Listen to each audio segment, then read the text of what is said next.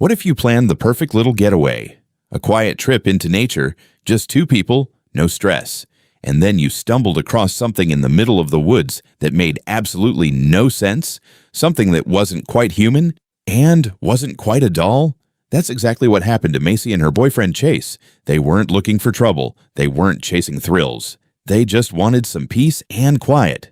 But someone, or something, was already watching them, waiting, and it had very specific plans for the both of them. See, deep in those woods lived a mysterious figure with one obsession: collecting people, not as friends, not as guests, as dolls. Living, breathing, terrified dolls. So who exactly is Dolly? And what is she hiding inside that house that's so horrifying? People who've seen it can't stop screaming. Hey everyone, welcome back. Today we're breaking down the horror movie Dolly. Full story, full ending, all explained. This film was shot in the remote, eerie forests of Tennessee, and let me tell you, that location does everything for the atmosphere. The isolation feels real. The dread feels real. And by the time this movie is done, you'll understand why. Let's get into it. Right from the very first frame, this movie lets you know it is not playing around. The film opens on a door creaking open, and we catch a glimpse of a woman's legs, stumbling, unsteady, moving beneath the table. Already, something feels deeply wrong. And then the scene cuts, and now we see her fully. She's sitting alone in a filthy, dark room, flies buzzing all around her. She's moving her fingers in slow, deliberate patterns, like she's performing some kind of ritual. And then she reaches out and begins gently stroking a human hand. Her own hands are covered in blood. Now look around the room. Dolls everywhere, lining the shelves, sitting in corners, staring with those dead glass eyes. And that's when it clicks. This is Dolly. But here's where it gets truly disturbing. That human hand she's been caressing so tenderly. It belongs to a girl's corpse, a girl whose head has been completely severed at the top. And Dolly, calm as you please, is sitting there playing with this body like it's just another one of her toys. We are 2 minutes into this film, and it is already unhinged. Then the scene shifts completely, and we get our first breath of something normal. We meet Macy, sitting in her car, laughing and playing a little game with her young daughter, Avie. And Avie wins. It's genuinely sweet. Macy pulls her in for a hug, soaking up that last little moment before her boyfriend Chase drives Avie over to her Aunt Sadie's house for the night. While Chase is gone, Macy gets a video call from a friend. They chat for a bit, but something in Macy's face shifts.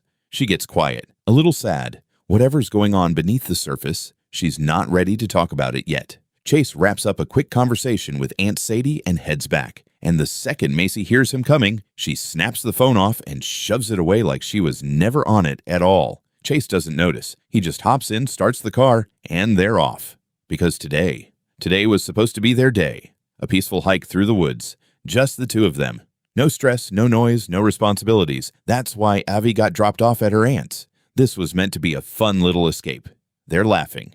They're happy. They have absolutely no idea what they're driving toward. When the car finally rolls into the forest and they pull up to the trailhead, there's already another vehicle parked there. And if you look closely at the rear window, there's a print of two dolls. One large, one small. Most people would drive right past that and not think twice. Chase parks the car. They both step out, stretch their legs, start talking. And then Chase gets that look on his face. That specific oh no look. He locked the keys inside the car. Macy gives him grief for it, just absolutely roasts the man. Then, after letting him squirm just long enough, she pulls the keys out and hands them over with a grin. They both crack up laughing. It's a cute moment, a normal, human, totally relatable moment between two people who are clearly comfortable with each other. And that's exactly what makes what's coming so much harder to watch. Cut back to Dolly, and she is busy. We watch her carefully, almost methodically, cutting the fingers off that same corpse. And then, when she's done, she pulls the body close to her chest and begins rocking it back and forth, gently, like a mother soothing her child to sleep. It is one of the most unsettling things you'll see in this movie because there's no rage, no frenzy, just this twisted, peaceful tenderness that's somehow so much worse. Meanwhile, Macy and Chase are out there in the woods, completely carefree, hiking deeper into the forest. No warning signs, no gut feelings, just two people enjoying their day. Then we cut back to Dolly, and now she's carrying that body through the trees. She makes her way to a specific spot deep in the woods, and when she arrives, more dolls. Dozens of them, arranged around a freshly dug hole in the ground. She sits at the edge, rocks the body one last time, and then drops it in.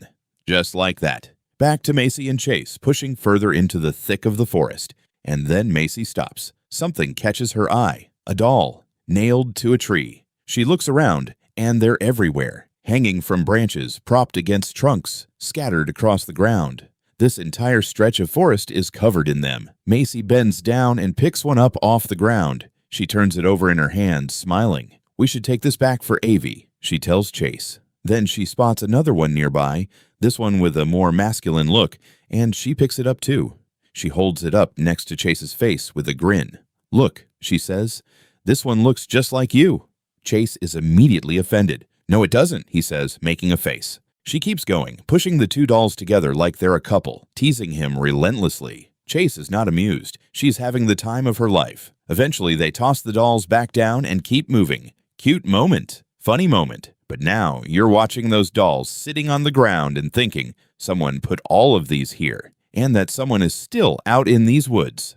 Cut back to Dolly. She's sitting at the edge of that pit again, moving her fingers in those slow, strange patterns. Like a ritual, like she's casting something. Then we're back with Macy and Chase as they crest a hill and reach a beautiful overlook. Macy lights up. The view is stunning. Chase starts snapping photos of her, totally in his element. And then, here's the moment. Chase wanders over to a tree, sits down, and quietly pulls a small box out of his pocket. Inside, it is a ring. He stares at it for a long moment, then puts it back in his bag. Not yet. He's not ready yet. Or maybe something just doesn't feel right. He walks back over to Macy, and that's when they both hear it. A strange, eerie sound drifting through the trees. Some kind of music. Distant, but unmistakable.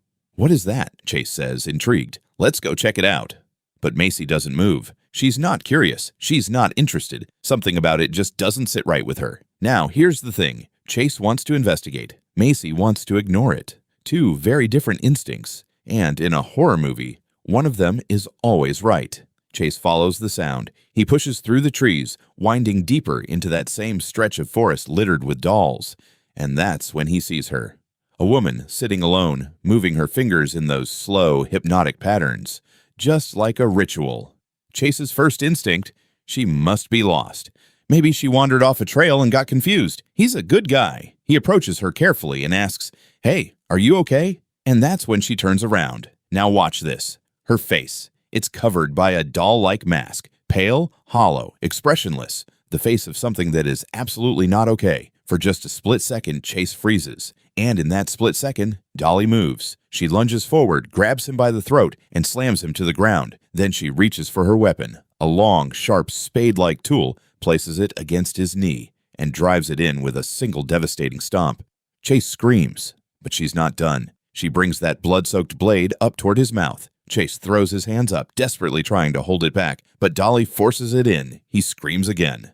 This is brutal, this is fast, and this is just the beginning. Back to Macy. She's realized Chase has been gone too long. She starts moving through the woods, calling for him, that unease building with every step. She finds herself in the doll-covered section of the forest, the same creepy stretch they'd wandered through earlier. She keeps moving, and then she reaches the pit. She steps to the edge and looks down. The corpse is right there at the bottom, staring up at nothing. Macy screams, stumbles backward, and bumps directly into something behind her. She spins around. Dolly, standing right there, spade in hand. That mask staring straight at her. Macy screams again, and then her eyes shift just past Dolly's shoulder. Chase, lying motionless on the ground, unconscious, covered in blood. She doesn't wait. She runs. She tears back through the trees until she reaches the overlook where Chase had been taking her photos earlier. His bag is still there on the ground. Macy drops to her knees, rips it open, and digs through it. She finds a knife, pockets it immediately, and then her hand closes around something else. That little box. The ring.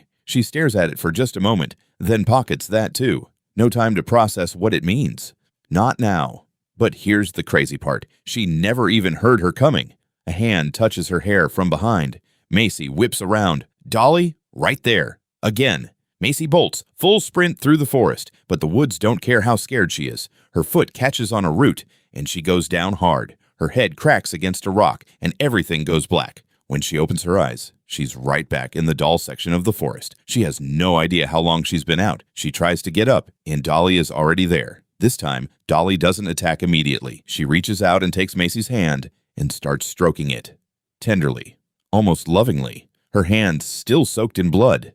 It is somehow more terrifying than the violence. Then Dolly tries to wrap her hands around Macy's throat. Macy pushes up to a sitting position, and Dolly cracks her across the face, grabs her by the hair, starts murmuring something like she's trying to explain herself, trying to communicate something Macy cannot possibly understand. So Macy does the only thing she can. She drives that knife straight into Dolly's side. Dolly goes still for a moment, then the rage hits. She clamps both hands around Macy's throat and squeezes, and she doesn't let go. Not until Macy stops struggling. Not until Macy goes completely limp, out cold, again. And now Dolly has her exactly where she wants her. And then Dolly picks her up. Just throws Macy over her shoulder like she weighs nothing, spade still in hand, and she starts walking through the woods. Now here's something nobody expects, because deep in these Tennessee trees, completely hidden from the world, there is a beautiful house. Well kept, almost picturesque, the kind of place you'd see in a real estate listing, not in the middle of a horror movie. That's where Dolly is taking her. When Macy finally wakes up, she's inside the house, in a room, and she's lying in a baby cot. She looks around. The room is dim, softly lit, and absolutely covered in dolls. It's clearly been set up as a child's room, except the child it was designed for is a grown woman who has no idea how she got here. And then Macy looks down at herself. Dolly changed her clothes. She's no longer in her hiking outfit. She's been dressed in doll-like clothing while she was unconscious. Macy is horrified. She climbs out of the cot, moves as quietly as she can, and tries the door. Locked. She backs away slowly, heart hammering. And then, from the room right next door, she hears a man's voice. Weak, hoarse. Is someone there? Macy presses her ear against the wall. For a moment, she thinks it might be Chase. But then the voice says, "Please, help me. Dolly has me locked up in here." He coughs between words, sounds sick, exhausted, like he's been in there a long time. "Who are you?" Macy whispers. But before he can answer, she hears something, a sound, movement nearby. She drops down fast and hides behind the baby cot. The door opens. Nobody walks in. Macy holds her breath. Is someone there? She barely manages to say. And then, a small cradle rolls through the doorway on its own. Inside it, a doll. Macy stares at it, then slowly pushes it back toward the door. It rolls right back in. This time, there's a little hat sitting on top of the doll. Macy reaches out and lifts the hat, and underneath it is another doll, this one with blood pouring from its mouth and head. She recoils, and in that same moment, Dolly comes through the door. She bounces toward Macy with this strange, childlike energy, and Macy is so terrified that she loses control of her bladder right there on the spot. Dolly looks down, notices immediately. Without missing a beat, she scoops Macy up, carries her to the kitchen, and lays her flat on the dining table. Then she goes to a cabinet and starts pulling things out. A diaper and a pacifier. Macy's eyes go wide. No, I'm fine. I don't need that. I'm okay. Dolly raises one finger to her lips, then shoves the pacifier into Macy's mouth and proceeds to put the diaper on her. This scene is deeply, deeply disturbing. Not because of gore, but because of what it means. Dolly isn't treating Macy like a prisoner. She's treating her like a baby doll, like a thing to be dressed and managed and taken care of on her terms. That is the game here, and Macy is already losing it. Now cut to Chase. He's outside in the dark, slumped against a tree, and when the camera shows us his face, it is bad. When Dolly drove that spade into his mouth, it didn't just cut him. His lower jaw has been completely displaced. His face barely looks like a face anymore. He grabs the tree and tries to pull himself up, but his knee, the one Dolly destroyed, immediately gives out. He crumples back to the ground, and then he's out again. Chase is in no condition to save anyone. He can barely survive the night, which means Macy is completely on her own inside that house. The scene picks back up in the kitchen. Macy is still on the dining table. And then Dolly comes bouncing back in with that same eerie, childlike energy. She lifts Macy off the table the way a mother picks up a sleeping infant, pats her gently, sets her down in a chair. The pacifier is still in Macy's mouth. Then Dolly goes back to the cabinet and returns with a small bottle and a cloth. She starts cleaning the wound on Macy's forehead, carefully, almost tenderly. Macy tries to pull away. Dolly silences her with a single gesture. She cleans the cut near Macy's lip too, then presses a bandage to her forehead and smooths it down with her thumb. Every move deliberate, every move maternal. But here's the crazy part. As Dolly steps back, she bumps into a table, and that bump is all it takes. The impact reminds her body of something. She reaches around to her own side and finds the knife Macy buried in her earlier. She pulls it out, and the pain drops her to the floor. Macy's eyes lock on the door. This is it. This is the moment. She tries to stand and realizes she's tied to the chair. She works at the restraints, twisting, pulling, and somehow she gets herself free. She moves toward the door as quietly as she can. She almost makes it. Dolly grabs her from behind, seizes her by the neck, and hauls her back to the dining table. This time she flips her face down. Then she takes a wooden stick off the wall and brings it down across Macy's back. Again and again and again. It feels like punishment, like a warning. Don't do that again. Macy cries through it. She has no choice but to take it. And then something unexpected. Dolly stops and she turns her anger on herself. She grabs her own hair and pulls. Hard, like a mother who just hurt her child and can't stand what she did. There's genuine distress there, buried under everything else. Some fractured version of guilt that doesn't quite work the way it should. This is not a simple monster, this is something broken. Cut to Chase outside in the darkness. He's trying to crawl forward, dragging himself across the ground inch by inch, but the pain is too much. He collapses back down, barely conscious, his destroyed jaw making him almost unrecognizable. He is not coming to save her tonight. Back inside, Dolly is now stirring something at the stove, some kind of food, and it looks terrible. She and Macy are sitting across from each other at the dining table, and Dolly loads up a spoonful and brings it toward Macy's mouth.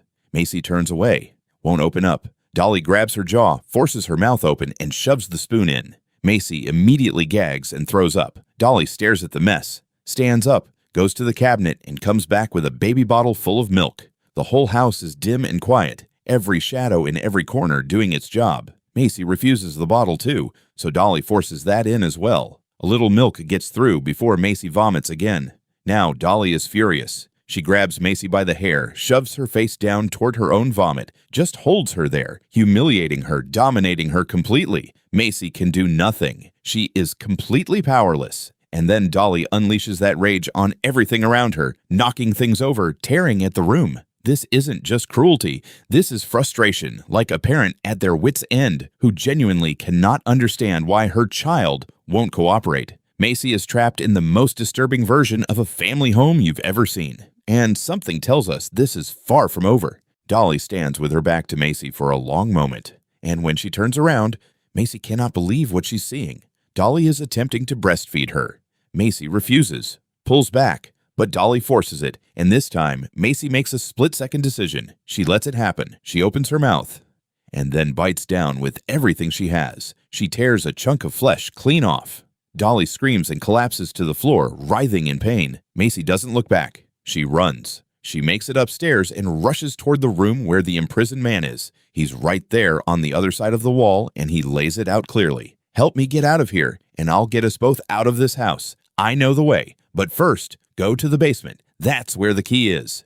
Macy hears Dolly stirring below. She slips fast into a nearby room to hide, and she immediately wishes she hadn't. This is the room from the beginning of the film, the one where Dolly was cutting the fingers off that corpse. Macy looks down at the floor. Scissors, severed fingers scattered across the ground. Her stomach drops, but she forces herself to focus. She needs that key. She starts searching the room, and then Dolly appears in the doorway. Macy grabs the scissors off the floor, waits, and the second Dolly moves close enough, she drives them straight into her body. Dolly drops. Macy runs again, down the stairs, hunting for the basement door. She finds it, descends, and what she finds stops her cold for just a moment. The basement is beautiful, soft lighting, dolls arranged with meticulous care along every shelf and surface. It looks like a showroom, like someone spent years on this. But here's the crazy part. Sitting in a chair directly in front of her is a severed human head. Just displayed there. Almost certainly the same girl from the opening of the film.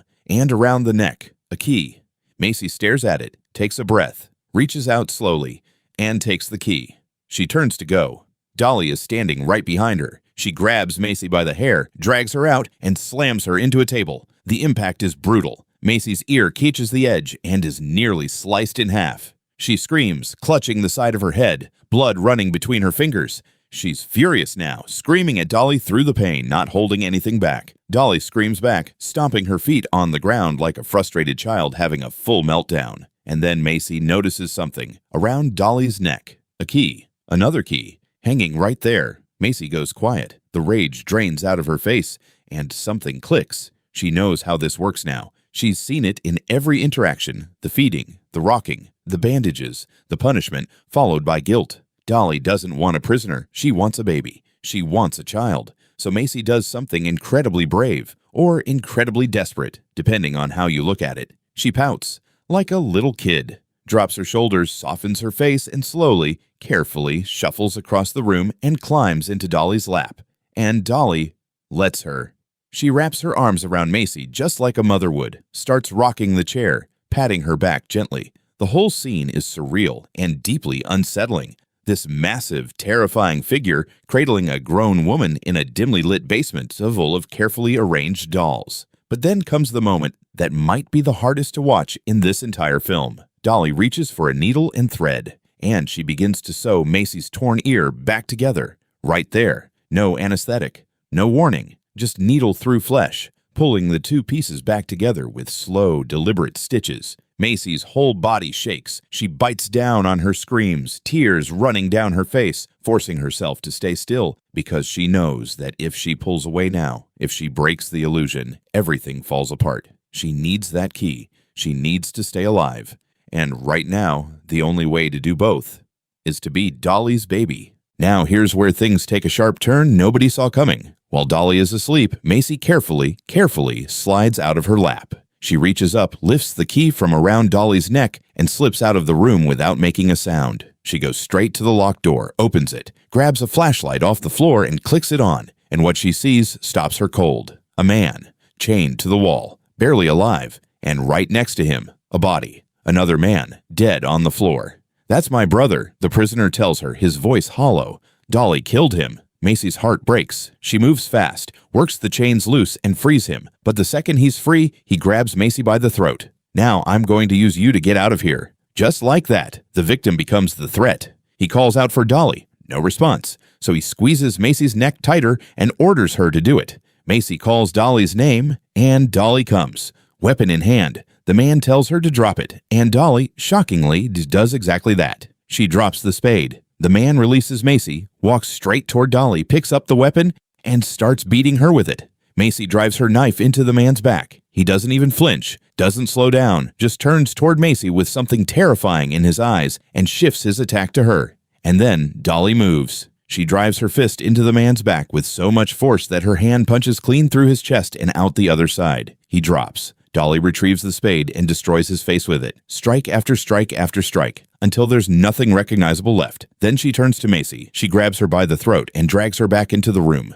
Furious, shaking, communicating everything without a single word. "This is your fault. You let him out. You did this." And then, through all of it, Macy hears something. Chase's voice, calling her name, from outside. He's alive. Macy doesn't think twice. She throws herself out of the window. When she hits the ground and comes to, she scrambles to her feet and finds Chase exactly where his voice led her. She wraps her arms around him, tells him it's okay, tells him they're getting out right now. But here's the cruel part. They don't get the chance. Dolly arrives, and she goes straight for Chase. Macy throws herself in the way, but Dolly shoves her back like she weighs nothing. And then she turns that spade on Chase, the man who is already barely alive, whose face has been destroyed, who has been bleeding in the dark for hours. Chase dies right there. Macy runs. There is nothing else left to do. She tears through the forest, and as she runs, the memories flood in. Her and Chase arriving at the trailhead, laughing about the keys, taking photos at the overlook, all of it rushing back like a wave she can't outrun. She makes it to the doll section of the forest. And then a thought hits her so hard it nearly drops her to her knees. Avie, her daughter. What if Avie somehow ends up out here? What if Dolly finds her? The thought spirals so fast and so dark that Macy's head starts spinning. She grabs her own hair and pulls, the same way Dolly does when the guilt gets too heavy. And for just a moment, this traumatized, grief-shattered woman looks disturbingly like the monster she's been running from all night. And then Dolly steps out of the trees. Again. This woman will not stop. She cannot be reasoned with, she cannot be outrun, and she absolutely cannot be ignored, and Macy has nothing left. Or does she? Dolly closes in. Macy grabs a stick and swings, but Dolly catches it with one hand like it's nothing. So Macy does the only thing left. She hauls off and punches Dolly directly in the face. Now here's the thing about that mask. The left eye was already cracked. That punch shatters it further, and the moment that happens, something shifts. Dolly panics. She stumbles backward and flees. Macy is left standing there, holding a broken chunk of the mask in her hand. She stares at it for a second, then throws it to the ground and stomps on it. Over and over, every bit of fear and rage and humiliation she's been holding in released on this one piece of plastic. Then she runs. She's almost out. She's so close. And then her foot catches again. She goes over the edge of the pit, the same pit where Dolly buried that corpse, and lands right on top of the body. She comes to a few moments later, dazed and disoriented, the corpse right beneath her. Before she can even get her bearings, Dolly is already there at the edge, weapon in hand. She swings the spade down at Macy's head. Twice. Somehow, impossibly, Macy survives both blows. But now she's trapped at the bottom of a hole with a maniac standing above her. And then Macy thinks fast. She's spent enough time in that house to understand one thing about Dolly. She is obsessed with her things. Her dolls, her possessions, her trophies. She would do anything to protect them. So Macy grabs the corpse. Dolly freezes. Pure fear crosses whatever is left of her expression. She leaps down into the pit, lands in front of Macy, and starts pleading, actually begging, for Macy to let go of the body. Macy looks at her with pure contempt and flings the corpse directly at her. Then she's up and out of that pit in seconds. Dolly catches the body, clutches it to her chest, starts fixing its clothes. Gentle, tender, that same horrifying maternal instinct kicking back in. And the moment she stands up, Macy brings the spade down on her head. Once, twice, 3 times. Dolly crumbles, falls face first across the corpse, out cold. Now watch this moment, because it is something. Macy is standing at the edge of that pit, clothes shredded, face and neck absolutely drenched in blood, chest heaving, spade in hand. She looks like something that crawled out of the earth itself. She screams something into the dark, raw, primal. Everything she's been through pouring out in one sound. Then she climbs back down into the pit. She's sure it's over. She reaches toward the corpse, and Dolly's hand snaps around her wrist. She wasn't out. She was waiting. Macy wrenches herself free, scrambles back out of the pit, and runs. Down a forest road, through the darkness, lungs burning, not looking back. Then, a break. A police car parked on the road. An officer leaning against it, headphones on, listening to music, completely unaware of anything happening in those woods. And remember that car, the one with the doll print on the back window we saw when Macy and Chase first arrived. This is it, which means this officer has been here the entire time. Macy slams into him at full speed. He jumps back, startled, and then he sees her, covered in blood, barely able to stand, sobbing. She grabs him and tells him everything. There's a woman in the woods, face hidden behind a doll mask, dangerous beyond anything he can imagine. She's killed multiple people. She has them stored in her house. Chase might be dead. The officer snaps into gear. He tells Macy to get in the car, pulls out his radio, and starts calling for backup. Macy drops into the front seat. The officer is mid-sentence on the radio, eyes forward, when he sees something in the beam of his headlights. Dolly, walking straight toward them, spade in hand, unhurried, inevitable. "Get in the car," Macy screams. "Start it. Go. Now!" He moves toward the door, and Dolly's spade connects with the back of his skull before he gets there. He drops to his knees. Then the second blow takes his head clean off his shoulders. The road goes quiet. And then Dolly does something that turns your stomach completely. She places both hands over her own ears and taunts Macy, like a child mocking another child on a playground. "Look what I did to your help." Then she bends down, picks up the severed head, and holds it up toward the windshield, showing Macy exactly what she just lost. Macy slams her eyes shut and screams, "I hate you!" When she opens them, Dolly is gone. She leans forward, scanning through the cracked windshield, trying to figure out where she went. And that's when she spots it. The car keys, lying right next to the officer's severed head on the road. She reaches for the door handle, and Dolly's spade comes crashing through the window. Glass everywhere. The blade swings inside the car, slashing toward Macy, and she kicks with everything she has, driving Dolly backward. Dolly hits the ground hard. Macy is out the door in a flash. She snatches the keys off the pavement, dives back in, and jams them into the ignition. The engine turns over, and Dolly walks right in front of the car. She stands there in the headlights, holding out one hand, gesturing for Macy to stop. "Don't do this. Don't you dare." Macy looks at her. No hesitation, no mercy, no moment of doubt. She floors it. The car hits Dolly dead on, And Dolly goes down, lying motionless in the road, still at last. Macy gets out of the car. She walks over to Dolly's body, crouches down, and slips a ring off Dolly's finger. Now here's something important. That ring belonged to Macy. Chase had been carrying it in that little box in his bag. The one Macy found when she was searching for the knife. When Dolly changed Macy's clothes, she found it and put it on her own finger. She claimed it, like everything else she wanted to keep, but it was never her. Macy takes it back, stands up, gets in the car, and pulls out onto that forest road, dust rising behind the tires as the trees blur past. She checks the rearview mirror, watches the road disappear behind her, and, slowly, for the first time in this entire film, a small smile crosses her face. She made it. She looks down at the ring in her hand, the last piece of Chase she has left, and just like that, the smile breaks. She starts to cry, quietly at first, then harder, grieving him, grieving everything that happened back in those woods, everything she had to become just to survive the night. She slides the ring onto her own finger. The camera pulls back. We watch the car from behind, getting smaller and smaller as it moves down that long, dark road. Trees on both sides, the forest swallowing the distance, and then the screen goes dark. That's how Dolly ends. And here's what makes this movie genuinely unsettling. Long after the credits roll, we never once see Dolly's real face. Not even once. That mask stays on for the entire film, and we never hear her voice either. Not a single word, just those strange sounds, those childlike movements, that terrifying silence underneath everything she does. Because the scariest monsters aren't the ones who explain themselves, they're the ones you never fully understand. That's it for today's breakdown, everyone. If you made it all the way to the end, you already know this one gets under your skin. Drop a comment, hit that subscribe button, and I'll see you in the next one.